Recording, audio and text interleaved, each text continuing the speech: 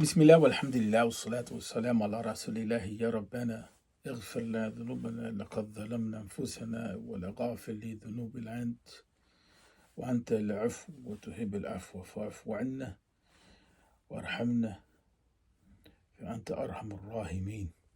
ونصلي ونسلم على الدوام على المبعوث رحمة للعالمين.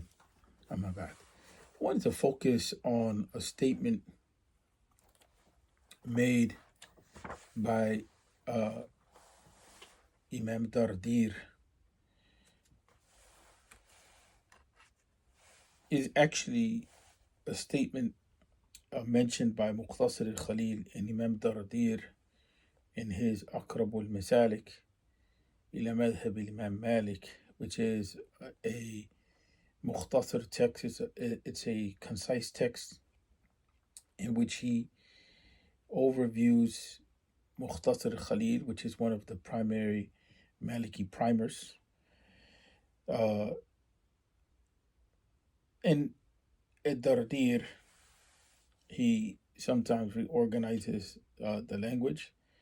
He clarifies certain points. He refines certain positions that are taken in Muqtasir al-Khalil, and he gives it more strength. He somewhat cleaned up the book. May Allah pardon me for that type of language, but he added on to it or edited or made it better. So one of the things that I came across that I was really focusing on is this idea of fard al-kifaya, this idea of collective obligations. Firstly, when we talk about fard al-kifaya, we're talking about an obligation. It's fard, it's an obligation. But it's an obligation which is not upon each individual to take up the responsibility for undertaking the action which is labeled as fard al-kifaya or collective obligation. The first, what we call ishkal, is the first problem that we confront is in the definition of fard al-kifaya itself. And Dr. Taha Jabir rahmatullahi alayhi rahmatan wasiya, he had mentioned this as a scholar of usul al-fiqh. Not only him but others as well, but I took it directly from him. And that's that the concept of fard al-kifaya becomes a serious issue because in the context, and this is my adding on to it, in the context of a loss of authority, meaning the loss of an organizational system which is upholding certain principles and values of Islam, even if it is that in detail they fall short. Put differently, in the absence of political authority, the idea of collective obligations, it becomes difficult to establish them because there's no one to delegate to. A collective obligation in many ways is a delegation of responsibility to a group, a small group of people, and that small group of people alleviates the whole of the collective as individuals from having to take up the responsibility. But if the responsibility that's labeled as a collective obligation is not fulfilled, then each individual in the collective, in the community, is held to be accountable, liable, blamable, blameworthy for not fulfilling responsibilities. Some of the ulama, they talked about fard al-kifaya, and they talked about fard al-kifaya being more honored or more lofty than the individual obligation. Now, some of the contemporary scholars, like for instance, some of the scholars from Saudi, specifically Sheikh Uthaymeen, he argued against that point, and he's not the only one. Many of the scholars in tradition also brought this issue up. He says, how could the individual obligation be equated to a collective obligation? The individual obligation holds more weight. The argument comes back down to that the collective obligations allow the community to exist, and that's why they have more weight. That's kind of a counter position. It's not necessarily against Sheikh Uthaymeen, but Sheikh Uthaymeen was one of the contemporary scholars to argue this point. Now, the interesting thing about this is that Sheikh Uthaymeen was living in the Saudi state, and the Saudi state at that time was pretty economically grounded. And so there were certain things that were already being done by the state. And so the idea of the collective obligation was being fulfilled in many instances by the state. We're not talking about here, as a side note, promoting the Saudi state or promoting a particular group against other groups. We're just talking about positions and understandings and some realities. Now let's get back to the point of Dr. Javid. He said that part of the dilemma that we confront, rahmatullahi alayh, when it comes to the issue of fard al-kifaya, is that it's like the example of, if everyone is thrown the responsibility, no one is thrown the responsibility. In other words, who are you going to get to do the job? And so then the reality of the collective obligation falls back on the individuals, on having to have an individual to take up the responsibility. I wanted to add that the issue of collective consciousness is extremely important. And we find this across various textual evidences in the Quran and the Sunnah. And we also find that before the modern world, the idea of the collective was very much something that held weight, sometimes to the detriment of the individual. But one of the things that we confront when it comes to fiqh is that there's this assumption that there's some sort of system in place. When we confront the study of the discipline of fiqh, which is the study pretty much of what, I don't like to use the term, but for simplifying for the moment, without having to go into a lot of detail, what some term as Islamic law. Part of the dilemma that we confront is that there's aspects of Islamic law that fall under the collective obligation, and those things or those actions which fall under the collective obligations, they require authority and they require responsibility to be taken up by individuals that are organized. And so, in the absence of a political authority, we come back to the idea of the collective, not at the level of ummah or at the level of government, but at the level of a jama'ah. Imam al-Juwayni, rahmatullahi alayhi, in Ghiyath al-Umam, or the Succour of the Nations, in this book that he wrote, in Ghiyath al-Umam, and actually there's some things, Ghiyath al-Umam, there's some things that have been related in that book that actually have been translated. There's some articles and so on and so forth that you can find online. But part of what he talks about, Imam al-Juwayni, Abu al-Ma'ali, who was the teacher of Imam al-Ghazali Abu Hamid, rahmatullahi alayhima, one of the things that he said, or one of the things that he indicated to, is the scenario of the Muslims being without political authority. What do you do? So the idea of the collective, or the idea of the jama'ah, comes into place. And so when it comes to the reality of what is in the fiqh books, the background of the authority that was in place traditionally for so many generations, it went out the door. And especially in the last 100 years, it has corroded more and more.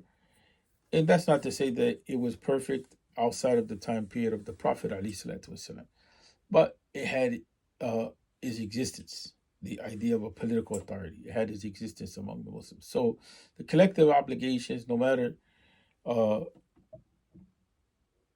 when we look into history, if we're looking for just government or we're seeing unjust government. There was just a system in place. So that allows certain things to take place, to be established, like, for instance, collective education, for instance, the establishment of certain professions, and so on and so forth, and marketplace. And there's certain things that allowed a higher level organization beyond the individual. So then we're left with the dilemma of understanding the problem of collective obligations. And as I mentioned, Dr. Tajaber brought that point up, that when you give the responsibility to everybody, then nobody does it. Like, you have to, lazim and tu'ayyin, you have to identify people that are going to do it. That's a real issue. And he's coming from uh, the angle of a scholar of usul al-fiqh, the principles of fiqh. So he's not just criticizing as an outsider to the discipline. That's something that is important to have an understanding as a master jurist. So Dardir, he brings up this point that part of the collective obligations are دفع الضرر عن المسلمين. The reason why I mentioned Dardir here is because Dardir, he brings this up. He's relating from Mukhtasar Khalil. But Mukhtasar Khalil characterizes the issue in a little bit of a different way. So he says that the establishment of education and the establishment of the institution of fitya or fatwa, as well as dafa darar an al muslimin, and what that means is to safeguard the Muslims from harm, as well as the judiciary system, as well as the idea of leadership, the imama, and the enjoining of the good and the forbidding of the evil, and professions, the establishment of professions or the marketplace, and so on and so forth. All of these things fall under the category of collective obligations. Now, Dardir rearranges Khalil. And Dardir says, he says that of the collective obligations, he puts knowledge first.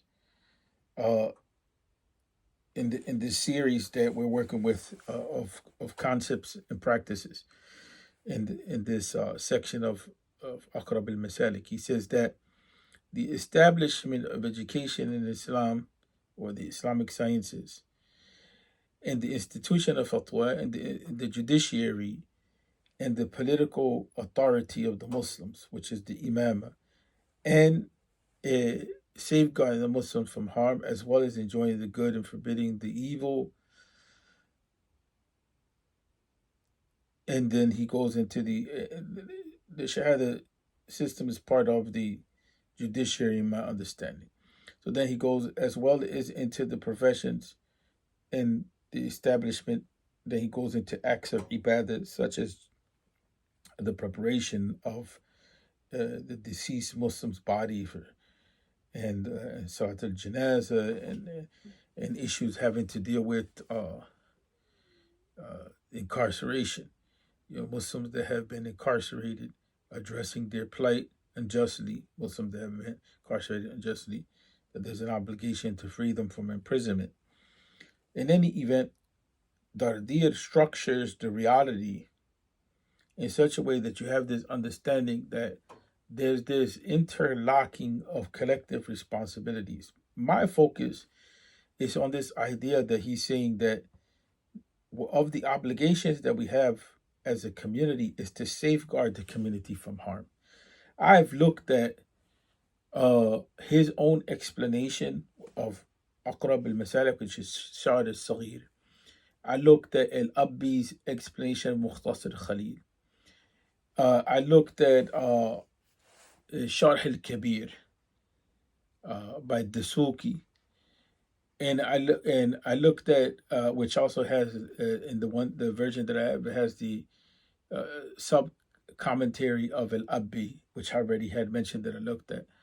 I looked at the Mudawwana of Al Ghiriani, which is a more contemporary explanation of Sharh al Kabir, and I've looked at Fiqh al Maliki wa Adillatu, which by Habib al Habib Tahir, which is an explanation of Shah Saghir in a modern sense. And to be honest with you, no one clarified with these few books that I looked at, no one clarified what is the meaning of Dafa Darar an al Muslimin except in a very limited way. So, what I began to think about is the importance of clarifying what safeguarding the Muslims from harm means as an obligation upon us as community. It, what is indicated to as a prerequisite is this idea of collective community consciousness. And from what Imam Dardir pointed to, was necessary is an organization of Muslims. I'm not talking about an org like an institution. I'm talking about Muslims organizing themselves. An organization of Muslims that's conscious into understanding what our responsibilities are and what the needs of our community is, or what the needs of our community are. And so, Dardir, uh, he opens up this reality for us about thinking higher level organization of the community, but at the same time, he's relating what is uh, stated by Mukhtasar Khalil. Now, one of the issues that come up is that Dardir lived during the time of the Enlightenment period in the 1700s. So it could be that Dardir is realizing that there's a breakdown that's beginning to take place in the Muslim world. Allah knows best. It needs more research, but it's important to understand the time of the author. There's no doubt that he's taking a little more seriously this idea of collective obligations.